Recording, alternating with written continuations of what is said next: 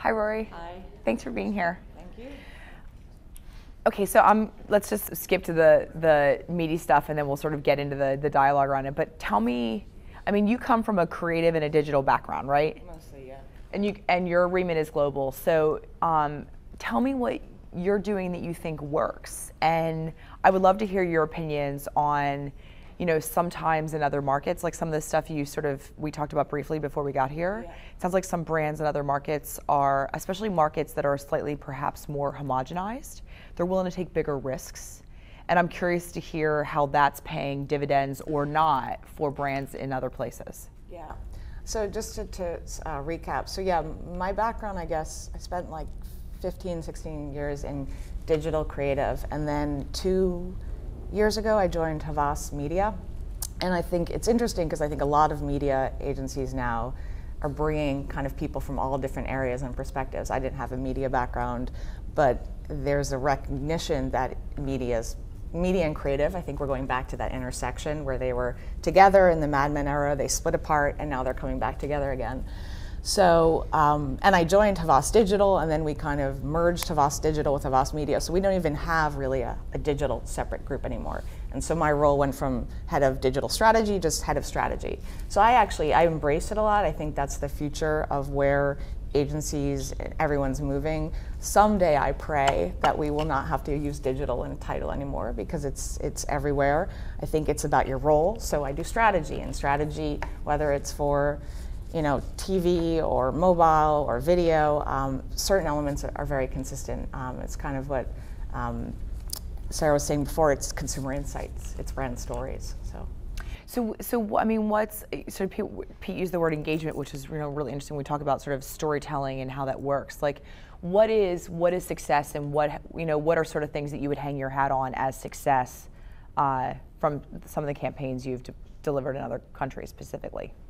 Well, to go back to the question you were asking as well before about success and awareness versus engagement, I don't think we have a single client now who comes in and talks to us and says, yes, I'm very happy, like, if you just get awareness.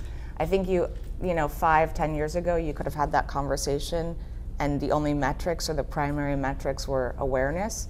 I'm not saying that doesn't exist, but now it's not. You can't, with everybody multi-screen and tweeting, and you can't just have awareness. There has to be some measure of response.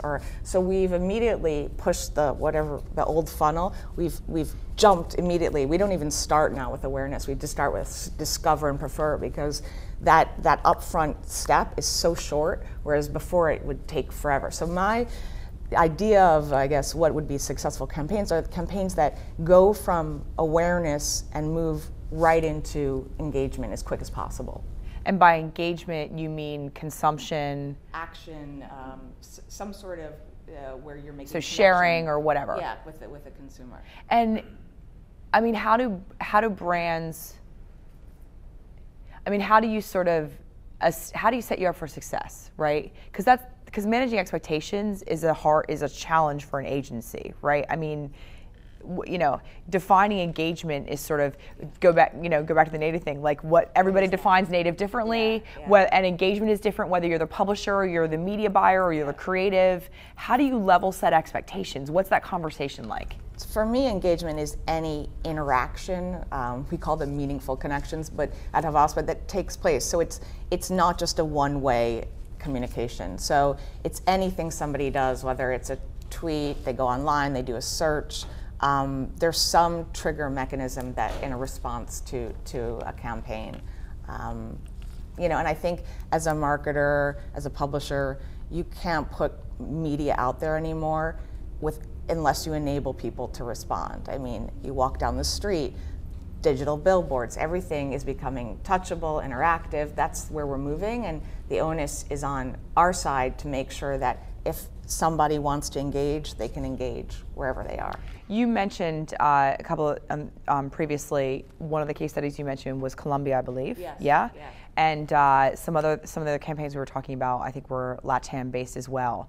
Latin America is sort of growing overall at a 2x rate of the US as far as broadband penetration goes, but also they've just kind of skipped the browser. Yes, definitely. What is that? I mean, what does that lens look like? Because assuming that the eventuality is that over time, the browser construct is going to become maybe less meaningful for us as we all sort of have that first screen which becomes mobile. How do you approach and attack a brief for a client that is really sort of 100% in a mobile first market versus North America? Yeah, I mean, it's really fascinating, all the stats. If you look, more mobile devices than TVs, more mobile devices than, somebody told me like toothbrushes once, I think for one country in South America, but I mean, it's really all of the, but you're bypassing your traditional strategy where you would start off, I guess, with mass media. That being said, mobile devices as well as out of home.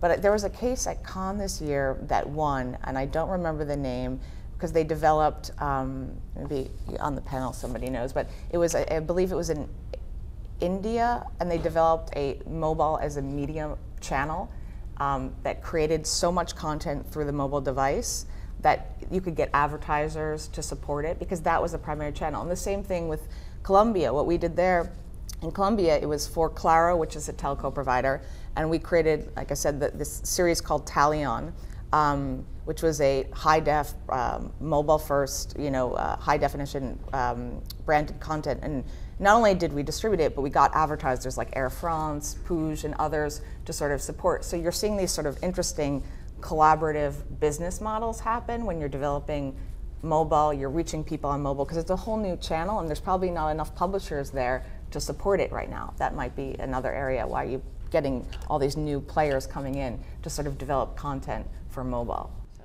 It's interesting because I'm just curious, June made the comment, Mitchell made the comment for June group that that a lot of the sort of connection is occurring over Wi-Fi, right? Yeah. And so in markets when you don't necessarily have, the broadband penetration is different, and one of the reasons they're going right to mobile. Do you see, I mean, are you, people made the comment that like duration doesn't matter because people are willing to consume long form content on mobile in the US now in particular. Is that the same globally? Yeah, I mean, I'd say that's the telco's biggest nightmare right now across all countries is that, over the top, like the intersect, through Wi-Fi, new services, definitely, I agree with that. I think the comment about video length and duration is quite interesting, how long you'll watch on your phone. If you're sitting in the subway and you've got like 20 minutes, why not, Whereas you're online and you could be distracted. It's the opposite of what we once expected. Right, we thought it was just a time killer, right? Yeah, I think, it's all about situation. But yes, Wi-Fi, the prevalence of Wi-Fi, I mean, I see my patterns changing, and I see, yes, in other countries, those patterns changing. I think the difference between the US and other markets is areas like programmatic, areas where data, like issues, when you have a privacy discussion and you go to other markets, the US perspective on that is so very different than other markets where they're much more protective of data for various, reasons. So yeah. So I mean, as you said, your role is strategy, so it's kind of all encompassing, but you happen to be an ME agency. How is there? Let's take the Claro campaign. Are there two briefs? Is there a creative brief and then sort of a media plan? Like, or is it one brief now that is activation and storytelling? Like, how does that all come together from a actual? Where do we start? Like, what's ground zero, right? Yeah. So, working on the global team, I usually get the briefs like, we are going to launch in 10 countries. The Claro was specific, a unique project that just happened in Colombia. So I don't know exactly the original brief for that. I do know that the briefs we get now from our main, big Fortune 500 companies are not, maybe it's a media review, but what they're asking for is definitely not just media. They're not coming in asking for branded content. They're not coming in asking for mobile video. They're coming in and saying, can you solve like a business problem and whatever you think makes sense. Because it's not that the clients don't know what they want, but there's confusion. There's, people are looking for answers. So we go back and we work, across. Content is really at the heart. Content and data of every solution. That's how we think about it. We don't think about, we're going to recommend TV. Or we really try to think about how are we going to use owned assets, content, and data. How are we going to look at their current partnerships, and then recommend something that's going to drive earned media, and then sort of amplify that with paid media. And to me, that is cool because once again, not to keep going back to history, but a long time ago when you would like build websites, you would always recommend to clients to do an audit of everything they have. If you're going to build a website, look at all your different properties, and people kind of like blew that off, and it's like, oh, let's just create a website and, you know, figure it out after. And now I think people are really taking stock of what they've been doing, all the content they have, before they go out and want to spend money, and figure out how can they, because, you know, take that content and drive the most bang for the buck, and then add on to it. So to me, that's a really nice thing that's becoming like native advertising, trending in the marketing world again. Yeah, it's interesting. I think one of the, and you know, I do a lot of these, and like, so I've been doing a lot of programmatic, and I was telling you when you stepped up that like I always start programmatic with a vocabulary lesson, right? And I neglected to do that today because we were talking about a much more fun topic. But it's interesting that I think one of the challenges we have overall as an industry is that our lexicon is changing in every dimension, whether it's creative, it's media planning and activation or buying, like it's TV, it's digital, what it's, you know, agnostic, like whatever. Everyone's language of business is changing. And we're all using different words, and I think, and we talked about the contrast between publishers and programmers and broadcasters versus media agencies and advertisers, and that in and of itself is a chasm that I sort of hadn't been aware of. So. Yeah, no, I mean, I always say that my role as a strategist is to take things and simplify them in ways, especially if you're going to like Ukraine and Russia and like places where they don't, you know, you need words that every country, every person can understand. It's not, and you don't want to simplify the idea down to being stupid, but it's really trying to be precise and clear. And I think as an industry overall, we have to be careful because we are complicating words, big data so much that it's creating, you know, but the words are there for a reason. So, but yes, I try as a strategist to that's one of my main roles, to simplify. Thanks, Rori. Yeah.